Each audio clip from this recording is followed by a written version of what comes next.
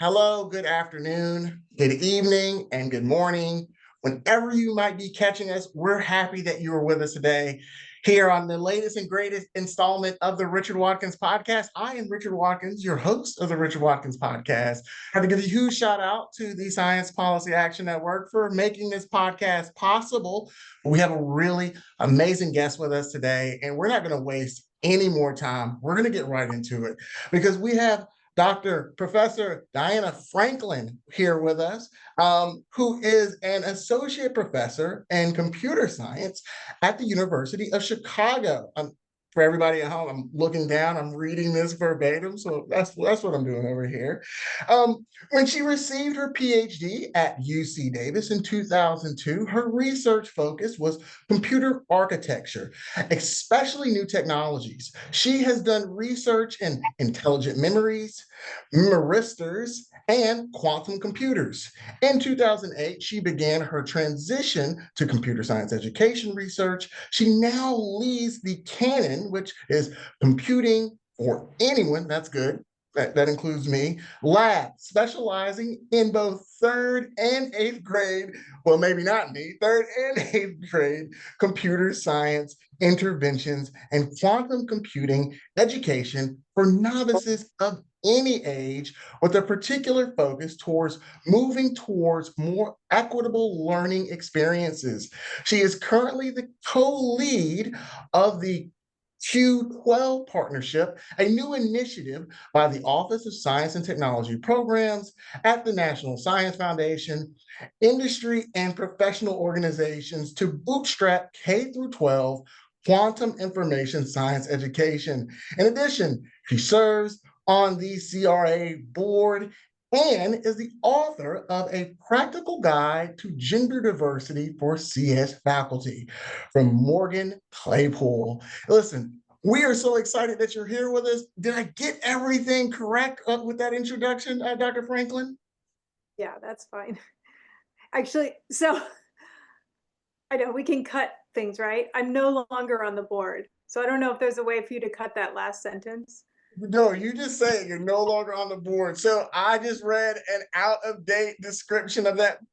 Just tell me, how did you get into computer science to begin with?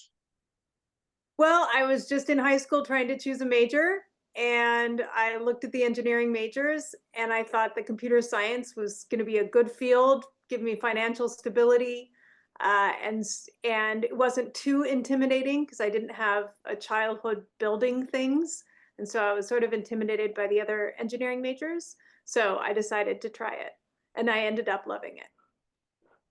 So you did your undergraduate work. I know I just read it, but you did your undergraduate work at the University of California, Davis. Is that correct? I actually also got my PhD there. Excellent, excellent, excellent. And so you went into UC Davis knowing that you were going to do computer science. What is the difference for folks out there listening between your experience receiving a PhD in computer science and your experience doing undergraduate work in computer science? How are those two experiences different from one another? They're very, very different because as an undergraduate, you're given assignments that are structured and they typically have a right answer or at least have a good rubric to use. And in graduate work, it's about research, which is researching the unknown. If we already knew the answer, it wouldn't be worth a PhD. And so it's just much more open-ended. You have to be willing to do things when you don't know what the rubric is, you don't know how it's going to turn out. So it was very challenging for me because I did not have a lot of confidence in myself. And so that transition into needing to do things that that nobody knew how to do and we didn't know if it was going to work out was very challenging for me.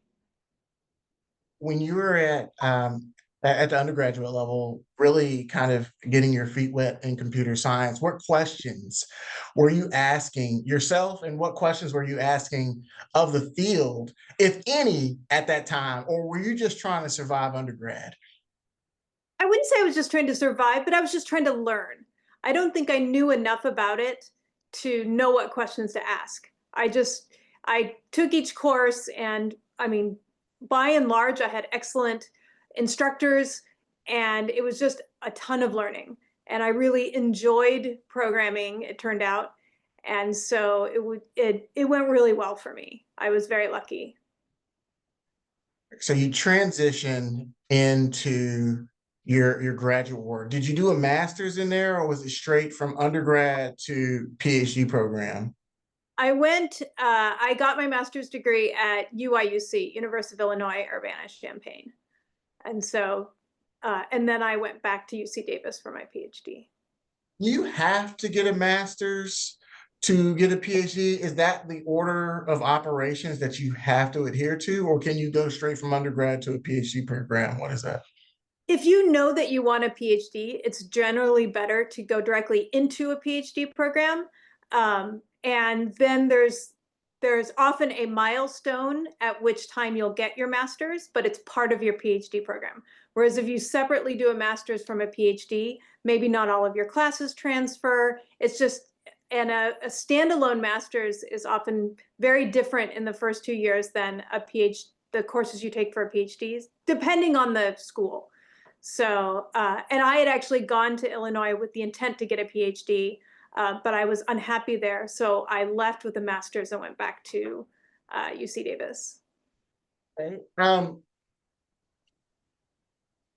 I think when I ask, so I've worked with students, in the past, and trying to work with them on developing their trajectory in regards to their career.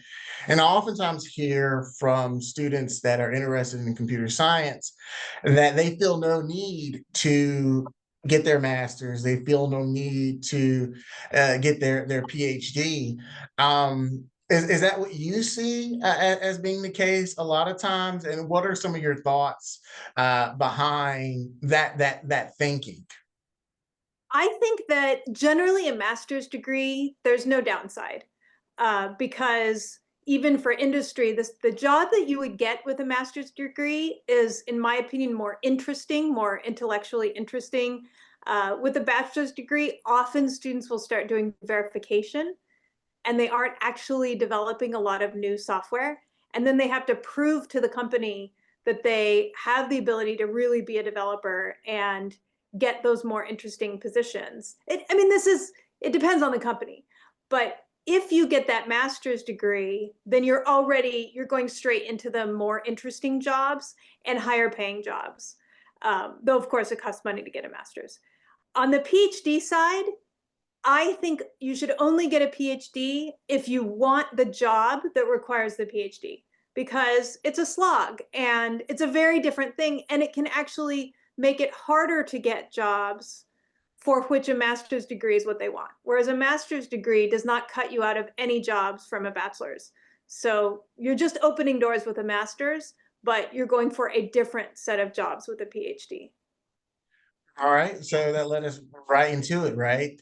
You are a professor. I'm imagining that is a job that oftentimes require a PhD. And as you're starting to go higher and higher and closer to that terminal degree that a PhD is regarded as being, are we at the place now where you're starting to ask questions of the field? You're starting to ask questions of computer science and technology. And if that is the case, what questions are you asking year one of your PhD program? Oh, when I was in year one of my. Yeah, because I kind of want to hear, like, how Yeah, did you become who you right. are? So I chose computer architecture, and that is the design of not just your basic computer, but how to accelerate it. Because by the time I was in grad school, we already had computers for decades. So it's a question of how do we accelerate it as technology changes. And the thing I loved about it was that what you want to do is understand program behavior so you can accelerate it without the programmer having to know you're doing it. So I felt like it was like this service I was providing to the programmer. And I was most successful if I could, find some scheme to speed up their program without them knowing. And that ended up later and I always wanted to be a teacher, which is why I became a professor. And so when I later made the transition to computer science education research, where I try to see how I can make educational materials that make it easier and more engaging to learn, I realized that my choice of computer architecture within computer science was a similar thing. Like how can I do this in a way that's easy for the programmer? And so I'm always trying to provide a service in the easiest way possible. And when I was in graduate school, computer science education research only happened at a few schools and I wasn't aware of it. Even human computer interaction, which is looking at user interfaces and how to design those for humans, that field was in its infancy. So there weren't any computer science fields that I knew about that were about interacting with a human and how to design for a human. And so that was what I loved. And it turned out that my view of computer architecture was my version of that. That's amazing. Now, did that become your dissertation? Computer architecture was my dissertation. Yeah, it was on designing the computer system and accelerating programs. Fantastic. And so after you defended your dissertation and you were awarded your PhD, I don't know if the word is awarded or united. It's just an amazing accomplishment for anyone who makes it to that level, right? It's just everything that folks go to become a PhD is just amazing because you end up discovering. I mean, to get your PhD, I mean, you have to discover something that no one else has kind of ever seen and extend human understanding and human knowledge in that particular area. So just, I have to give credit where credit is deserved. What did you do immediately after receiving your PhD? Is there a postdoc or what happens? In computer science, postdocs are less common than in other sciences. So I went directly as a professor to Cal Poly San Luis Obispo. So that's a primarily undergraduate institution because my love was teaching.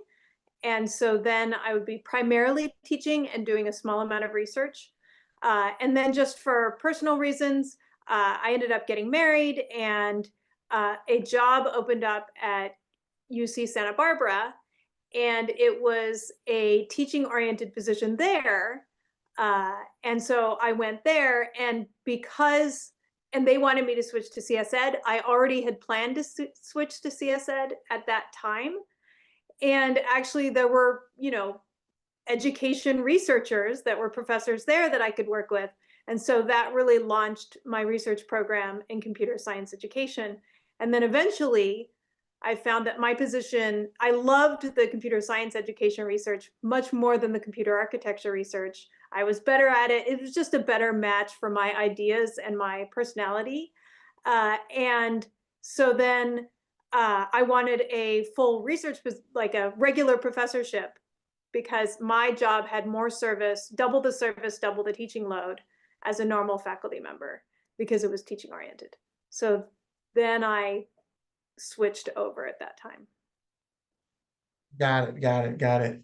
All right. So I definitely want to get, all into computer science education, but I also kind of want to set it up like this. I recently celebrated a birthday. I turned 40 years old. And I tell my daughter all the time that I am an old man. And she says, Dad, no, you're not an old man. You're not at all.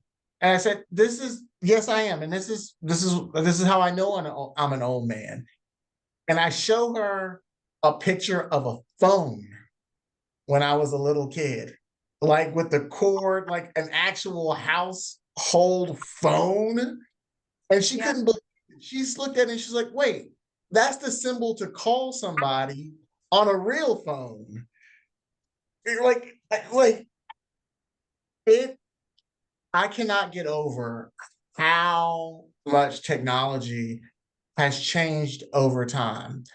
And, computing and computer science, that obviously plays a huge role in that. So I wanted to set the next part of the conversation up with this. When you're talking about education, you're talking about computer science.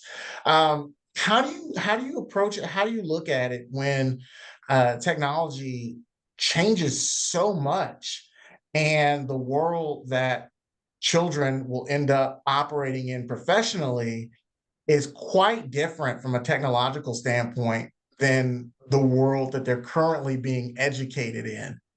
Hopefully that makes sense, and hopefully that's a good setup to how you approach computer science education K through 12.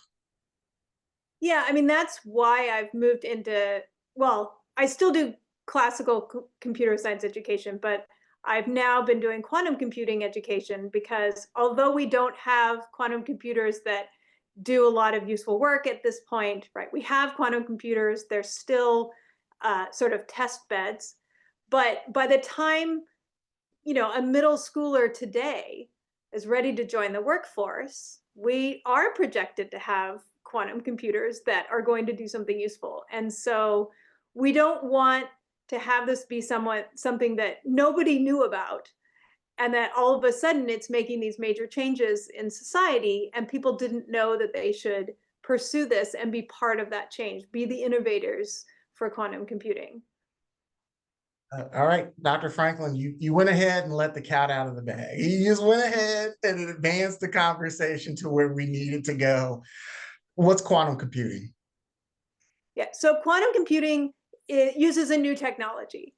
We've been in classical computers, they were invented to be a calculator that worked like we did, but faster. And then eventually, over 100 years, they've gotten faster and faster and faster, but built on the same principles. Quantum computing is sort of the opposite, is we have these quantum effects that have already revolutionized the world. We wouldn't have GPS if it weren't for quantum effects, lasers. So there are a lot of things that you might not realize that you use in your daily life that are from quantum technologies, but someone said, hey, could we do computing with this?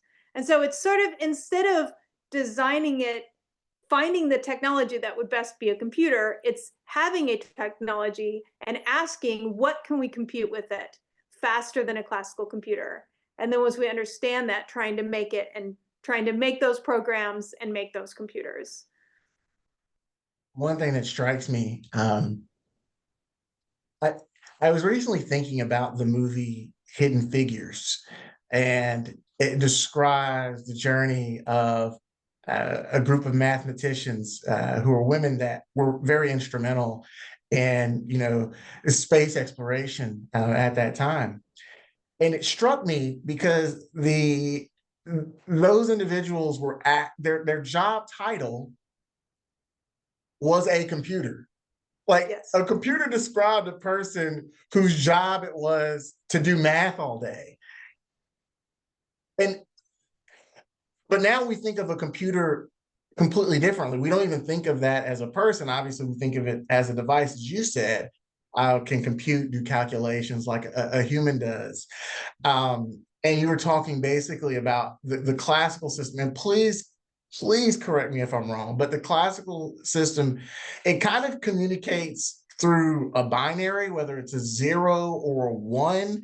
Is that true, or am I wrong on that? That is true. I mean, almost all computers are digital. And so letters, pictures, everything is a set of zeros and ones. And so Morse code is essentially zeros and ones, right? Short, long. So although it sounds weird to say everything is zeros and ones, we do have existing systems. You could make a code for anything. So it's just communicating, yeah, in zeros and ones. But quantum computing doesn't necessarily have to work in zeros and ones. That's right. So I would say there are two major styles of using the quantum computer. One is to try to mimic the digital of zeros and ones. And so for that, what we're taking advantage of is there's an effect called superposition where you can be two things at once.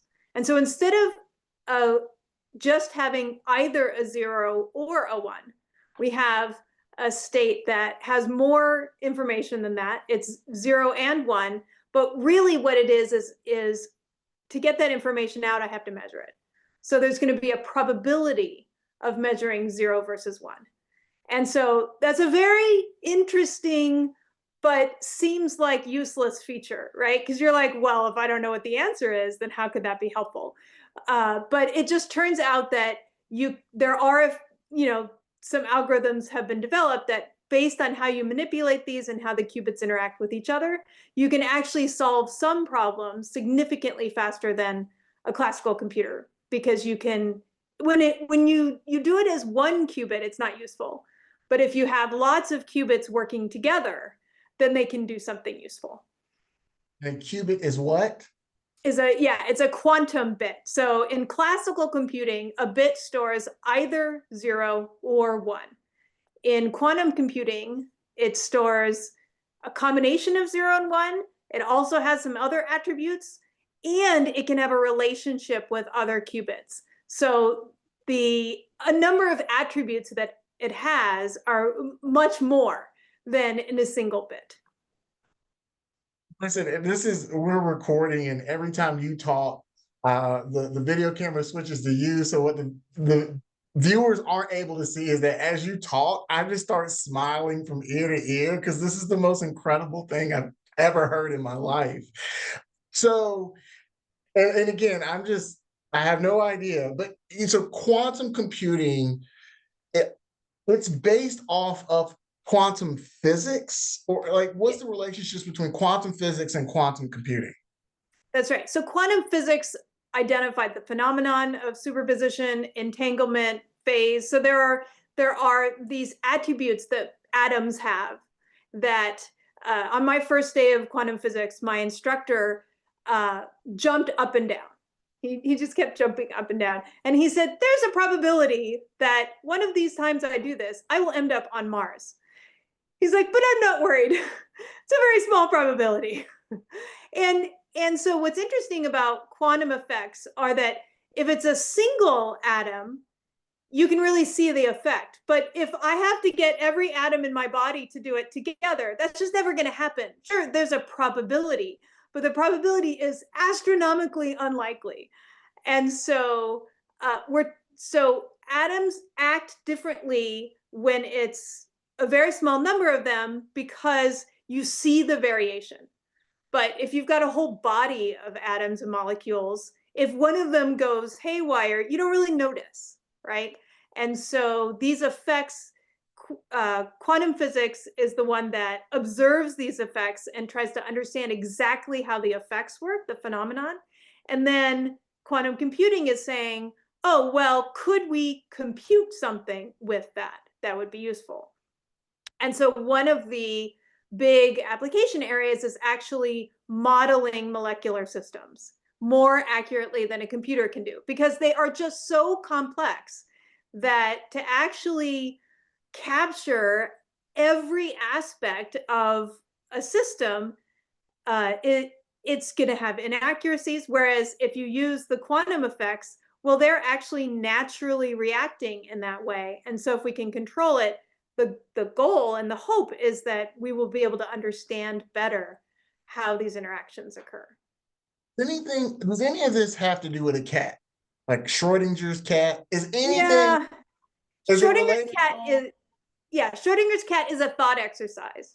It's a funny thought exercise. And there are memes, Schrodinger's dishes. So it's been reduced to expressing superposition in a very simple way, which is not 100% accurate, but is fun.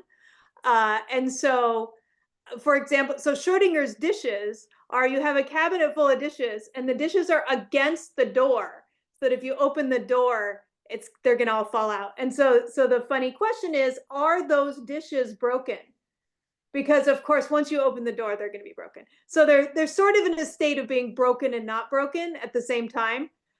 But that's just because you know it's going to happen. And in quantum physics, they really are both at the same time, and it's probabilistic, and you don't know it's going to happen. So it's some aspect of it, but every analogy is accurate in some way, typically funny and typically inaccurate in another way. I can completely understand that. And a huge shout out to you. I actually prefer the dishes over the cat. So thank you for using that one instead. That was awesome. All right, let's go right back into, quantum computing. And then I want to kind of go into, how are you teaching this to kids, and how ultimately do you think it'll just impact, society? But let's just get into it. So when you talk about, quantum computing's potential capacity to really talk about complex molecular systems, structures, and interactions, what other implications are there for quantum computing? And you can go further into molecular biology, or you can talk about other issues as well. I love biology, by the way. I'm a virologist, by training. So, you can talk about anything. I love it. Yes, please. What are some of the implications? Yeah, I mean, and again, this is all speculation because we don't know exactly which problems it'll solve. But the hope is that, so for example, pharmaceuticals, drug design. A theorist has you have some theory about how the body works, some interaction in the body is working. And so then you create, model the parts and then create a drug, and then test it on mice, and then maybe, you have your series of testing. But at no time did they really understand how that was going to work, because and so if we could actually model it more accurately, then a lot of drugs that got tested and failed wouldn't have been tested, right? And so the hope is that we can have more accuracy before we get to the point of testing a drug.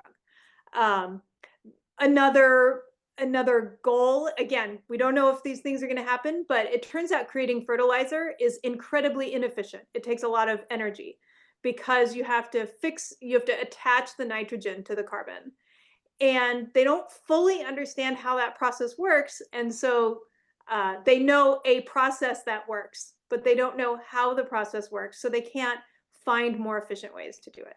So those are some of the molecular ones. There are another application that you might have heard of is cryptography, because classical cryptography is all based on an assumption of how hard it is to factor a product of two prime numbers. Because it only has one pair, right, of of factors.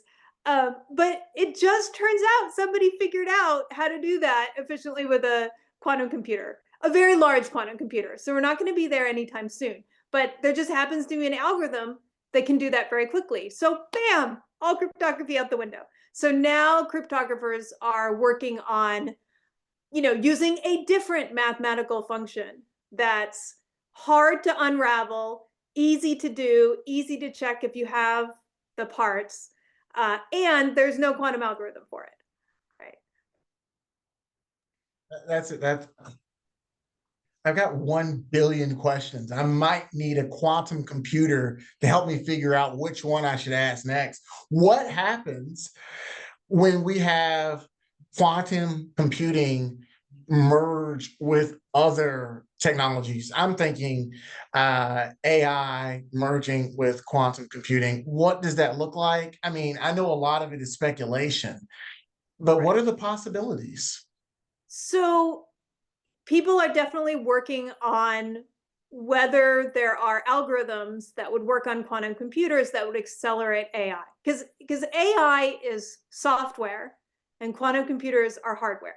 So the question is, can you find an algorithm that will accelerate AI programs on a quantum computer? And we don't know the answer to that. But because AI is becoming very important, it isn't the fastest, like basically, there's no point in trying to get something that runs very efficiently on a classical computer to work on a quantum computer, because the basic computer is going to be significantly slower. A quantum computer is going to be a niche thing that is only for some of your programs that a classical computer does not do well at, like a graphic chip, or, and it's probably always going to be in the cloud. You don't want to say words like always, but it's not expected to be in your house. Okay, let me just see if I can repeat what I think I heard you say. So the software that we run on classical computing systems, we may not want to simply try to run them on quantum computing systems. We may want to develop completely novel software that's specific for a quantum computing system. That's not what you said, but is that close to what you were saying? That's very true. Like you Oh, can run the same programs, but they would be incredibly slow. So there's no reason to do that. So that's why there are only specific application areas where they say, oh, quantum computers might make this faster. Nobody's saying quantum computers will make everything faster, right? right. And so it's quantum computers are only useful for things that are very slow to run on a classical computer or take way too much space. So amazing. This is so amazing. All right, let's move along because I will just stay here and play in the shallow end of quantum computing for the rest of the day. But I want to hear a little bit about how you implement this in K through 12 education. How are you teaching this to children, or how are you teaching it to folks like me who are just so interested in technology and innovation as a whole? Yeah, talk to me a little bit about your work in that area.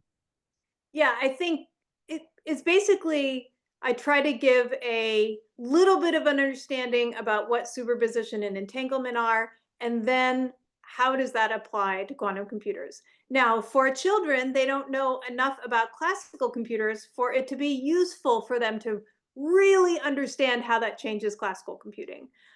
So we focus on the version of those phenomenon that will match later. So we have basically with kids, we have games and hands-on activities. So we just developed this card game called Collapsing Qubits, and there are these quantum phenomenon are baked into the game. So they are the game mechanics. So you have a card for superposition, and it does certain things that are related to superposition, and you've got one for quantum teleportation. And your whole job is to protect your qubit from environmental disturbances like an earthquake caused by a Taylor Swift concert or a volcano erupting. So there are all these disaster events, and those can make your quantum computer fail. And so then you try to have shields, and then you try to make other people more likely to get the disaster. So you do all these shenanigans. So that's the card game. Dr. Franklin's a Swiftie. That's going to be the title of the podcast. Back up just a little bit. You may have already touched on it, but I just want you to just maybe go over it again one more time if you can. You just dropped two terms, and I know we touched on a little bit. One was superposition and one was entanglement. Can you just briefly go over those two things one more time? Yeah. So superposition is this fact that certain particles can be two things at once. So light is a wave and a particle, and sometimes it acts one way and sometimes it acts another. And so in quantum systems, instead of just storing a 0 or a 1, it stores a 0 and a 1, and that's the superposition. Entanglement is interesting because it's, in my mind, physicists hate this analogy, I'll just say, but I like it. So gravity is something that we can predict, but we don't understand. Why is it that the water in the ocean tries to get to the moon, like is attracted by the moon? The tides are caused by the sun and the moon. They are very far away from the water, and yet they affect the water. And so entanglement is an effect that is seen in individual atoms or at the quantum level, where when you have this superposition, I said that there was some probability of measuring 0 or 1. Well, you can set up two qubits so that the probability that when you measure one, it affects the probability of the other, even after you have separated them. So like gravity, this is an effect that can span distances, and Einstein saw the math, but he didn't believe it was real. But of course, he experienced gravity every day, and he didn't question that. So So to me, it's just an effect we're not used to, but we can mathematically predict it as well. I love that. And you're able to teach all this with a card game. Oh, that's Not incredible. not that level of detail. No, in the card game, we're just trying to get intuition. Entanglement means that there's some relationship. Now you're tying you have a relationship with another teammate, or not teammate, an adversary actually. And if they do a measurement, you get to do the measurement also. So it sort of it has you have a connection to them, but it's very different from how it plays out with qubits. Okay, so you're teaching us K through 12, right? So talk a little bit about what this is like at the kind of the high school level, right? So I'm imagining a card game, you're, going over this with younger students, but when you start getting up to high school where they may have had a little bit of physics, how is that conversation? Yeah, I mean, they're unlikely to have had any quantum physics. So it's still an appropriate first day game to familiarize them with some terms, give them some intuition. And then at the high school level, we have a 2-week Python module. So as they are learning the phenomenon, they are learning how it affects the computation. So at high school, I'm assuming that they do know some classical programming. And so then they learn the operations and how they work with quantum computers. When you kind of look at this, what things should we be looking at in regards to the implementation? Like, you are bringing this to the attention of students because you know how much this has the potential of impacting their lives and impacting them professionally. But you're one person, you're doing a lot of amazing work, but what more could we be doing at a kind of an educational standpoint to be introducing concepts of quantum computing? I mean, do we simply call up Dr. Franklin and then invite you to give lectures all over the place? I'm happy to do that. I love talking to you. But for folks who don't have a Dr. Franklin around, how can we start implementing this in our kind of educational system? So we're starting out, we have an event called Quantime. And so uh, we have a website that has a variety of approximately 45-minute activities that were designed for facilitators with no background in quantum information science. And so it has hands-on activities, and we didn't create all of the activities. My group created some of the activities, specifically more for quantum computing, a set of online games, as well as, well, this card game's not up there.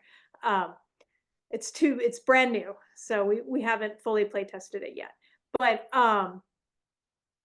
so our goal, and we have facilitation guides for the teachers and slides and a video. So the idea is that a teacher hopefully would feel comfortable doing this in their classroom. And the key really is teachers, right? We have to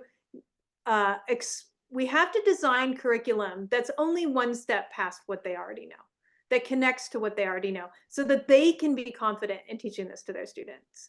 And then have professional development for teachers, because a lot of teachers will just assume they can't do it because they've never seen it, they've heard the words and think it's very intimidating. And so we need to have professional development that shows them these activities are accessible and fun, and until we do that, we'll never get into the schools, in computer science anyway. Physics is a little different in high school anyway, because most of the teachers have a degree in physics. And so they would be more likely to understand more of the quantum, to have taken it in college. And if you give them curriculum that satisfies some of the goals of what they're supposed to do in high school, then they can integrate those activities more easily. Dr. Franklin, again, thank you so much. I've got another question, but again, we're talking to a computer scientist, Dr. Franklin, University of Chicago, here with us talking about quantum computing and education in those areas. One question I want to ask before we go to the final wrap up question. A lot of folks are just looking at technology and just like, wow, it's just developing so quickly. And a lot of people are expressing, anxiety and fear. And that is rampant. On the other side, we may not discuss enough, all of the positive things that these innovations can bring about. Again, I know we haven't yet got to the point for useful applications, and um, it feels like to me we're closer uh, now than we ever were before, and we've gotten here probably faster than we thought we would have. So that's a testament to you and your colleagues throughout the world. But what are some really cool things that folks may want to look forward to in regards to these technologies becoming more ubiquitous through society? I mean, I think I already went over some of the applications. I mean, another application class is optimization, but I guess I feel like if we look at Google and when the search engine first came out, and if someone had asked me like what's exciting that's about that, I'm like, well, it's sort of cool. I can search for stuff on the internet, right? And I did not anticipate that that meant like a few steps away was I could get in my car and it was going to dynamically reroute me anytime there was a traffic jam, right? And so my I think I'm not the person who's good at predicting all of the different ways that this is going to transform my life, right? Uh, I think we don't know, and any new technology, uh, if it can solve some of those problems that it says it can solve, I mean that'll be amazing. Just imagine if we could have so much more efficient drug design, right? And I feel like it's boring for me to say efficient drug design. No, it's like, yeah, we could cure cancer, right? Like so if we want to if we want to start using the happy words, but like I said, I hate making predictions like that because we don't know if it's going to happen. But we just think about faster vaccine development, being able to react faster if a pandemic of whatever sort happens, right? Will we finally be able to fight Ebola effectively? I don't know. And so there's a lot of potential, and it would be wonderful if it happened. But of course, any new technology, we have to be worried about whether it's going to hurt people, right? Because you can take any technology, you can use it for good, and you can use it for evil.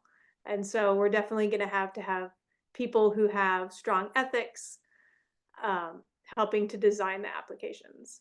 Hmm. We now have to think about good and evil different now. We might need to think about a superposition, perhaps. Maybe the Yeah. binary doesn't work anymore. Huh, who knows?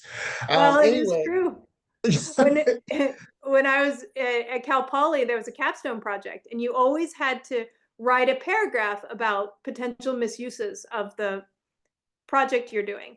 And I would have students who say, "There's no misuse. This has only good uses." I'm like, "You haven't thought enough. You need to go and think more about how a nefarious individual could use this in a different way than you intended." oh, students, oh, students. The real world will show them. But listen, this has been absolutely incredible. Um, God, thank you so much for taking your time out.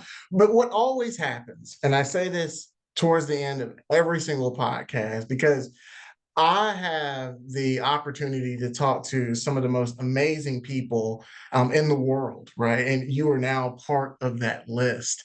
But what happens is within this 30 to an hour long conversation that we have, I end up ending the call, ending the meeting, ending the conversation, and I end up kicking myself because I wish I would have asked this question that I didn't ask. So I started doing this.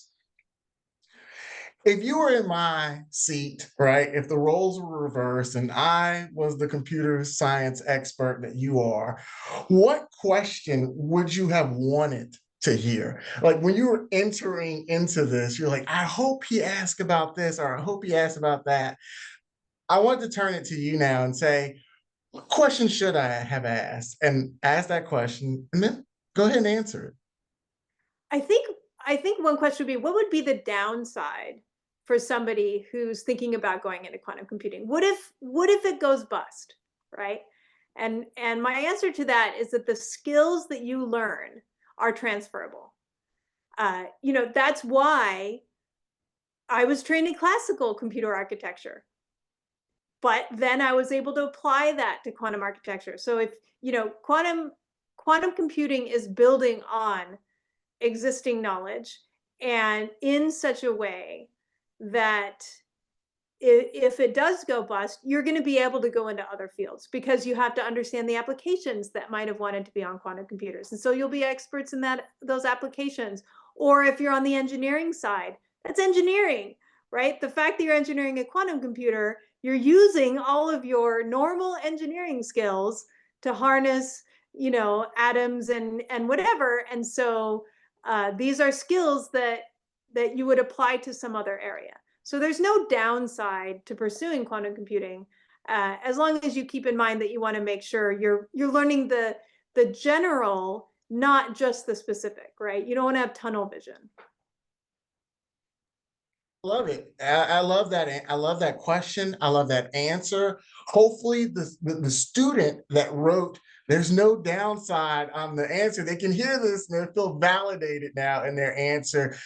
Dr. Diana Franklin, University of Chicago, thank you so very much for spending your time with us today. Thank you so very much, not only for enlightening us and educating us on complex topics such as quantum physics and quantum computing. Moreover, thank you for what you do as a researcher. Thank you for what you do as an educator. Thank you so very much. Thank you.